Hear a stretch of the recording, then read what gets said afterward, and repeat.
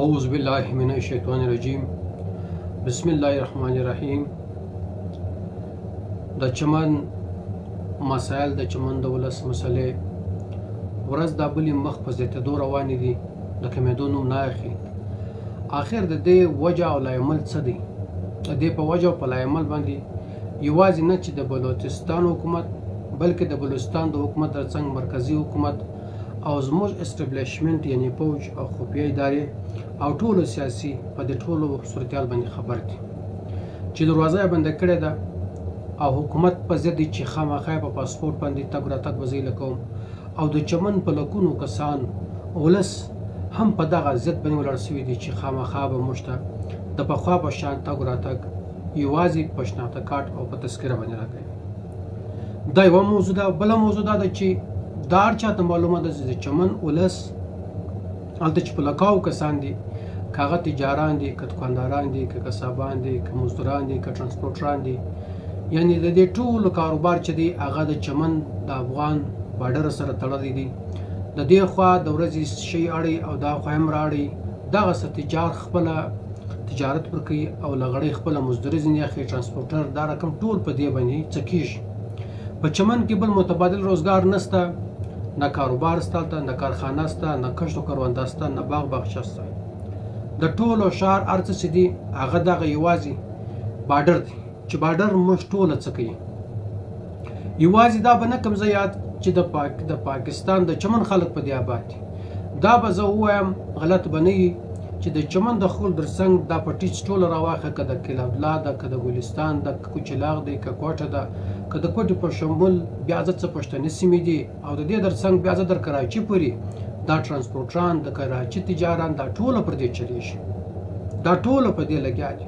خو بیا هم دلته ټولو سیاسي پارټیانو په مشترکه باندې د خپلو غوښتنو دپاره احتجاجي پرلط کښېنولې دي، درنایه کښېنولې ده او دې احتجاجي پرلطه د پاکستان د پښتني سیمې ټولو پارټیانو پاکې شمولیت کړی دی، ورغلي دي، د هغو سره یې ځای یکجهتي کړې ده او د خپل اړخ څخه د خپل تعاون حمایت ورته کړی دی. خو د بده مرغه 2 میاشتې پوره کېږي خو تر اوسه پورې د چمن د ولس دغه ستونزه نه ده حل سوې. خو ورځ تېرېږي لکه ما چې په شروع کې ویل مخ په خرابېدو روان دي. د یوې خوا ژمی دی، یخ دی، خلک بېروزګاره دي، خاص کر مزدوره کمه طبقه چې ده، غریبان طبقه چې ده، هغه بېوزله طبقه چې ده هغه د ډېر سخت مشکله سره مخامخ ده. دا هغه طبقه ده چې سار به یې ګټل، ماښام به یې خوړل، نن هغه خواران در په دره سوي دي.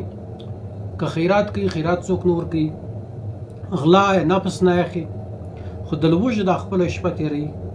داسې ما ته معلوم دی چې زما خپل رضاتي راپورونه چې په ډېرو کورو کې ماشومان ناروغه دي، ناجوړه دي، سپین ږیري ناروغه دي، سپین سري ناجوړه دي، خو د هغه درملنې دپاره د دوا دپاره پیسې نه لري. دا خپل کم کورني کسان چې دي چې هغه یې ډاکټر ته ورښکاره کړي او علاج وکړي.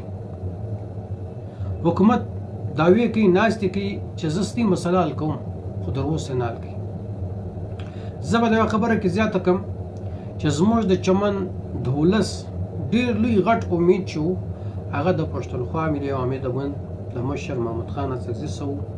محمود خان اڅکزي 2 واره ورغلی دي چمن لره، په پرلط کې خپله وینا کړې ده، هغو ته د خپل تنظیم د اړخ د خپلې پارټۍ د اړخ څخه د پوره تعاون یقینداني ورکړې ده او دا یې ورته ویلي چې زه ستاسې سره هر قسم ولاړ یم، که چیرې دولت دا فیصلې نه ومني موږ به په ټوله جنوبي پښتونخوا کې پرلطونه واچو او مظاهرې به وکړو. دا تقریبا 13 وارې چې ورغلی و هم یې ورته ویلي وو. بیا په 29 تاریخه باندې په 29 نومبر باندې محمود خان دا بیان وکړ چې د خان شهید برسي ده په 2 دسمبره باندې، په دې کې به د پرلط په حواله باندې زه خبره وکړم، حتمن به یې وکړم. 2 تاریخ هم رالو خو لیکن خبره بیا نه وسوله. بیا رالو 9 تاریخه، په 9 تاریخه باندې محمود خان اڅکزی رالی چمن لره. د چمن کې داخل ته بیا وویل د جمعې ورځ وله چې د بلې جمعې پورې به ما ته وخت راکوئ، زه ځم اسلام آباد ته، انشاءالله دا مسله به حل شي. که چیرې حل نه سوله زه کله که مخکې چې مې خبره کړې وه زه په ټوله جنوبي پښتونخوا کې پرلطونه کښېنم او مظاهرې به وکړم.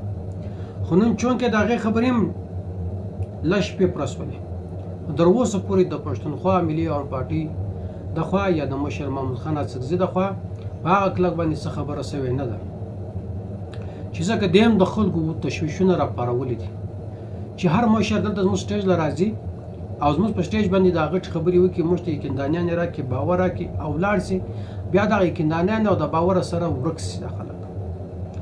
خو زه به دا ووایم چې په کار هم دغه ده چې د دارنګه مسلو او مسایل د حل کولو لپاره ټوله پښتون قام به شمول مذهبي جماعتونه، به شمول انجمن تاجران، چمبر آف کامرس، دا ټول یونینونه سره کښیني یو جرګه سیستم سره جوړ کړي. دا یو ډېره غټه مسله ده، دا یو معمولي مسله نه ده، دا د فرد واحد کیسه نه ده، نه دا د یو کور مسله ده، نه دا د یو ښار مسله ده.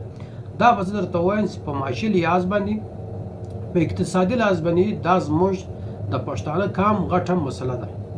که چیرې خدای مکړه دا مسله حل نه سوه، دا به ډېرې منفي اړخیزې ولري، ډېرې غمجنې کیسې رامنځته کړي.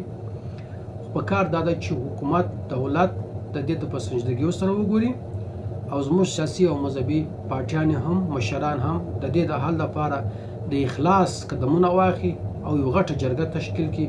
په دا جرګه کې دوی پرېکړه وکړي چې هغه د پاکستان د تریتر په عین کې هغه شکایت هم وي، په هغه کې وکلان هم ځان شامله کړي، عدالتي سنیر ججان چې تریټر شوي دي هغه هم په ځان شامله کړي. د قانون مطابق بیا ولاړ شي د پاکستان د لوړپوړو چارواکو سره د عسکري قیادت سره په دې هکله باندې خبرې وکړي. زه امید لرم چې بیا به څه ناڅه بریا خامخا راوړي.